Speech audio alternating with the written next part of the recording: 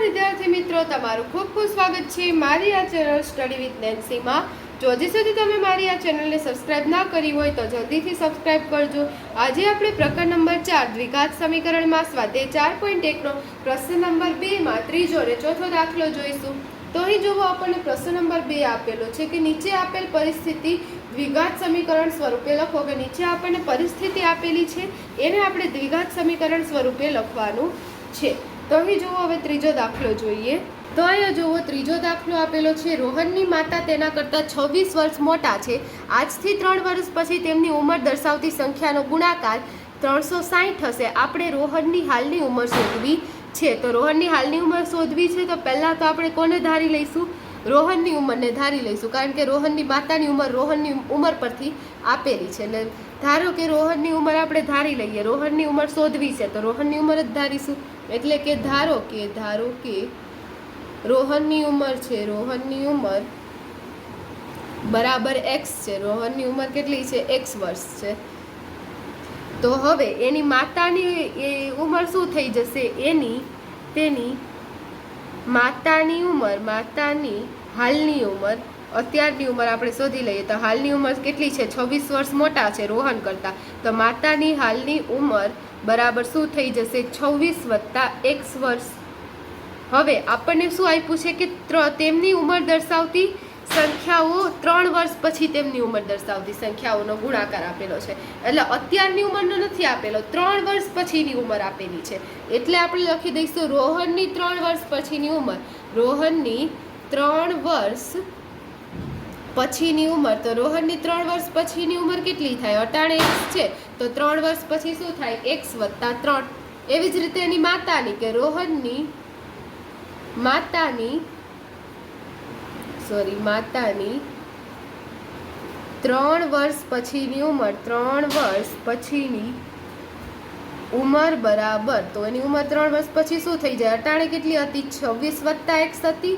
એમાં આપણે +3 કરી દઈએ એટલે શું થઈ જાય? એની 3 વર્ષ પછીની ઉંમર x + 29, x + 29 થઈ જાય. તો આપણને આ બંનેની 3 વર્ષ પછીની ઉંમર મળી ગઈ. હવે એનો ગુણાકાર કેટલો આપેલો છે? 360 માટે x + 3 એને ગુણ્યા x + 29 બરાબર કેટલા છે? 360 છે.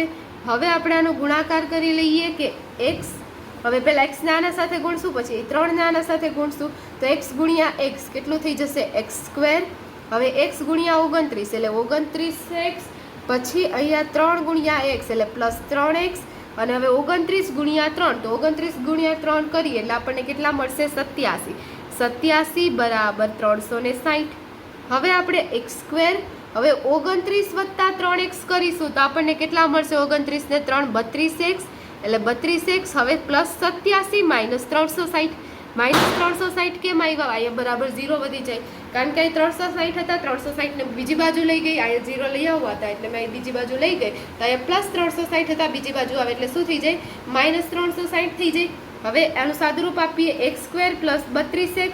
હવે 87 - 360 એનો જવાબ આવશે -273 બરાબર 0. તો આ જો આપણા ત્રીજા દાખલાનો જવાબ આવી ગયો. આ સમીકરણ આપણને મળી ગયું. એવી જ રીતે ચોથો દાખલો જોઈએ. તો હવે ચોથો દાખલો છે એ આપણને આપેલો છે કે એક ટ્રેન 480 કિલોમીટરનું અંતર અચળ ઝડપથી કાપે છે.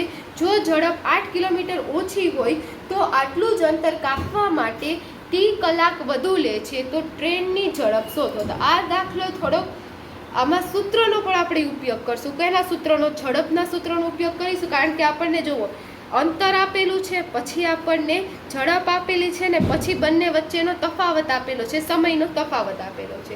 તો એમાં તો આપણે ધારવાનું હવે શું છે? ઝડપ ધારીશું, કારણ કે ઝડપ બદલાય છે. જે બદલાતું હોય એ ધારવી લેવાનું. એટલે કે ધારો કે એની ટ્રેનની પહેલાંની ઝડપ, ધારો કે ટ્રેનની ઝડપ હતી કેટલી? x કિલોમીટર પ્રતિ કલાક હતી. ધારો કે આપણે ટ્રેનની ઝડપ ધારી લીધી કે 1 કિલોમીટર પ્રતિ કલાક ધારી લીધી. તો હવે આપણે એનું સૂત્ર છે, ઝડપનું સૂત્ર છે ઝડપ બરાબર અંતરના છેદમાં સમય. પણ આપણને અહીંયા જુઓ, રકમમાં શું આપેલું છે? સમય આપેલો છે. 3 કલાક વધુ લે છે. એટલે હું શું કરીશ? સમયને સૂત્ર કરતાં બનાવીશ. સમયને સૂત્ર કરતાં બનાવવું હોય તો શું થઈ જાય કે સમય બરાબર સમય બરાબર શું થઈ જાય, અંતરના છેદમાં ઝડપ થઈ જાય, કારણ કે આપણને 3 કલાક સમયનો તફાવત આપેલો છે એટલે આપણે એ રીતે દાખલો ગણીશું. તો સમય બરાબર અંતરના છેદમાં ઝડપ, તો આપણે સમય ધારી લઈએ, આનો સમય t1 સમય લઈએ છે, તો t1 બરાબર કેટલું અંતર કાપે છે, 480 અંતર કાપે છે, અને એની તઈ ઝડપ કેટલી હતી, x ઝડપથી તે ચાલતો હતો. હવે ટ્રેનની ઝડપ 8 કિલોમીટર ઓછી થાય છે, તો હવે ત્યાં સમય કેટલો, હવે અહીંયા જોવો 8 કિલોમીટર ઓછી હોય તો ઝડપ બરાબર, હવે લખીશું, હવે ઝડપ બરાબર x-8 કિલોમીટર પ્રતિ કલાક લેતા. અહીંયા પહેલા આપણને શું લીધું, આપણે ઝડપ કેટલી લીધી, x કિલોમીટર પ્રતિ કલાક લીધી. હવે આપણને રકમમાં કીધું હતું કે x કિલોમીટર ઓછી ઝડપથી, આ પહેલાની ઝડપ હતી એના કરતાં 8 કિલોમીટર પ્રતિ કલાકની ઓછી ઝડપ કરી, તો હવે એનો સમય કેટલો લાગે, તો હવે એને 3 કલાક વધુ સમય લાગે છે. તો હવે આપણને નવો સમય, આપણે નવું અંતર ધારી લીધું x-8. તો હવે પાછું સૂત્ર મૂકીએ કે સમય બરાબર શું થઈ જશે, સમય બરાબર અંતરના છેદમાં ઝડપ. તો હવે જોવો સમય હવે કેટલો t2 સમય લેશે. હવે એમાં અંતર કેટલું છે, 480. અંતર તો સમાન જ રહેશે, ઝડપ બદલાય છે કેટલી, x-8 થશે. હવે આપણે શોધવાનું શું છે, બંનેનું આપણને રકમમાં આપી દીધું છે, બંનેનો તફાવત કેટલો છે, 3 કલાક વધુ લે છે. વધુ કયો લે સમય, કે આ જે t2 સમય છે એમાં ઝડપ ઘટાડી એટલે આ t2 જ વધુ હોય, એટલે બીજી વાર 3 કલાક વધુ લઈએ, એટલે આપણે t2 માંથી t1 બાદ કરીએ તો કેટલું આપણને મળી જાય, 3 કલાક મળી જાય. આને વધારે 3 કલાક જોઈએ છે, તો આમાંથી આપણે આ બાદ કરી દઈએ, 3 કલાક મળી જાય આપણને. તો હવે 480 માઇનસ x-8 માઇનસ 480 ના છેદમાં x બરાબર 3. હવે આપણે આનું સાદું રૂપ આપીએ એટલે આપણને શું મળી જાય, x ની કિંમત મળી જાય, સમીકરણ મળી જાય, અને સમીકરણને ઉકેલીએ તો x ની કિંમત મળી જાય, એટલે આપણને પછી ઝડપ મળી જાય, કારણ કે આપણે ઝડપને શું ધારી હતી, x ધારી હતી. હવે આનો ઉકેલ લેવો છે તો આપણે શું કરીશું, આનો લસા લઈ લઈએ. કેટલો લસા આવશે, લસા આવશે x-8 ગુણ્યા x લસા આવશે, કારણ કે અહીંયા x-8 છે, અહીંયા x છે, લસા કેટલો આવશે, x-8 ગુણ્યા x. તો અહીંયા લખી દઈએ આપણે લસા બરાબર, લસા આપણે કેટલો લીધો છે, લસા આપણો આવશે x-8 ગુણ્યા x આવી જશે. હવે એ લસા છે તો આપણે x પહેલાં આને આપણે એના વડે ગુણી દઈએ કે 480 એના છેદમાં x-8, એ તો આપણને પહેલેથી જ છે, તો એને ગુણ્યા આપણે શું કરીશું, x કરીશું. હવે અહીં -480 છેદમાં x છે, આને આપણે કેના વડે ગુણીશું, x-8 વડે ગુણીશું,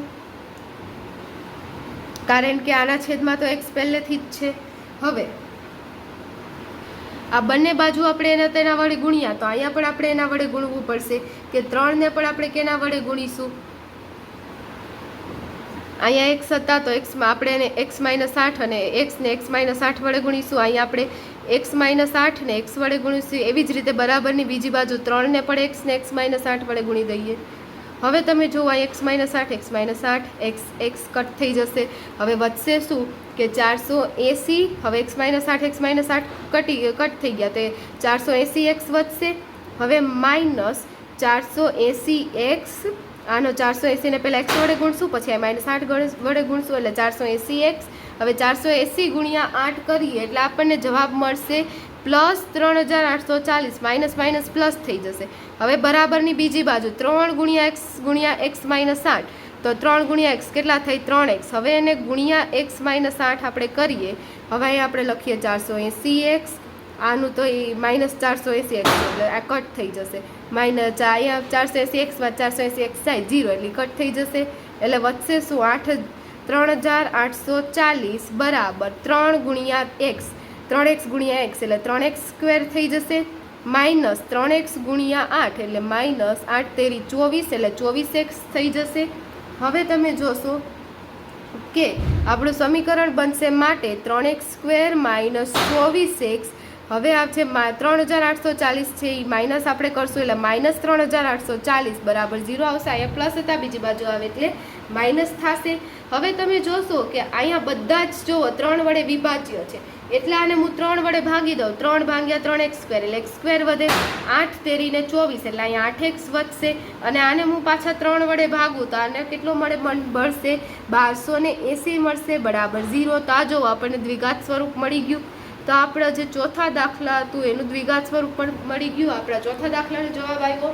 અહીં આપણો પ્રશ્ન નંબર 2 પૂર્ણ થાય છે. જો તમને વિડીયો પસંદ આવ્યો હોય તો લાઈક શેર સબસ્ક્રાઈબ કરજો. જો હજી સુધી તમે મારી આ ચેનલને સબસ્ક્રાઈબ ના કરી હોય તો જલ્દીથી સબસ્ક્રાઈબ કરજો, જેથી તમને મારા બધા જ વિડીયો સૌની પહેલાં મળી રહે. Thanks for watching.